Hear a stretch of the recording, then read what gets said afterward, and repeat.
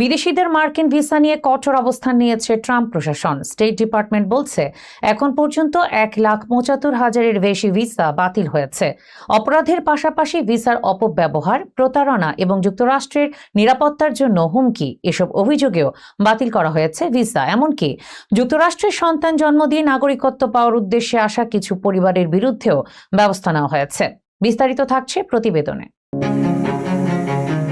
Trump প্রশাসনের সময় বিদেশি নাগরিকদের বিরুদ্ধে আরও কঠোর হচ্ছে যুক্তরাষ্ট্রের ভিসা ব্যবস্থা। প্রেসিডেন্ট ডোনাল্ড ট্রাম্পের নেতৃত্বে এখন পর্যন্ত 1,75,000-এর বেশি ভিসা বাতিল করেছে মার্কিন পররাষ্ট্র দপ্তর।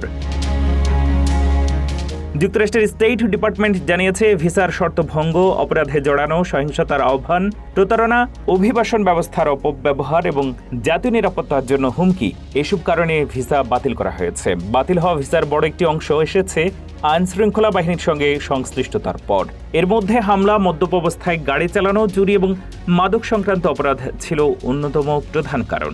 এছাড়া বেপরোয়া গাড়ি চালানো, যৌন নিপীড়ন, শিশু নির্যাতন, প্রতারণা ও অর্থ আত্মসাতের অভিযোগেও অনেকের ভিসা বাতিল হয়েছে।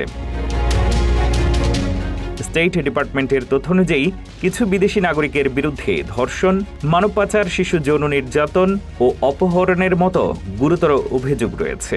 আবার কারো বিরুদ্ধে ভুয়া ব্যবসা দেখিয়ে বিনিয়োগকারীদের প্রতারণা কিংবা কোটি কোটি ডলারের জালিয়াতির অভিযোগও পাওয়া গেছে। এছাড়া যুক্তরাষ্ট্রের সন্তান জন্ম দিয়ে নাগরিকত্ব পাওয়ার উদ্দেশ্যে আসা কিছু বার্থ ট্যুরিস্ট পরিবারের ভিসাও বাতিল করেছে মার্কিন দূতাবাস। পররাষ্ট্রমন্ত্রী মার্কো রুবিও বলেছেন, যুক্তরাষ্ট্রের নিরাপত্তার পররাষ্ট্রনীতির জন্য হুমকি তৈরি করা বিদেশি নাগরিকদের বিরুদ্ধেও ব্যবস্থা নেওয়া হবে। স্টেট ডিপার্টমেন্ট বলছে, মার্কিন ভিসা কোনো অধিকার নয়, এটি একটি সুবিধা। নাগরিকদের নিরাপত্তা নিশ্চিত করতে ভবিষ্যতেও ভিসা যাচাই এবং বাতিলের কার্যক্রম অব্যাহত থাকবে।